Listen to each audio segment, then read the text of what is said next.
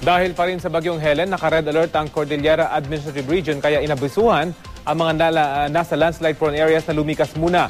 Sa Baguio City, minomonitor na rin ang City Camp Lagoon na laging binabaha. May ulat on the spot si Haji Rieta. Haji? Yes, Rafi, patuloy nga ang panakanakang buhos na ulan dito sa Baguio City mula pa kagabi na nagsimulang umulan dito. Pagkaman na pabugso-bugso lamang malalakas na buhos ng ulan ay pinapasenta rin ang City Camp Lagoon na catch basin ng lungsod. Ang Cordillera Autonomous Region, DRRMC, naka-red alert status na rin bunsod ng bagyong Helen. Inabisuhan ng mga nasakupang lugar para sa mga preemptive evacuation, lalo sa mga nakatira sa mga landslide-prone area. May mga naibahagi na ring satellite phones sa iba't ibang probinsya ng CAR para sa mabilis na komunikasyon.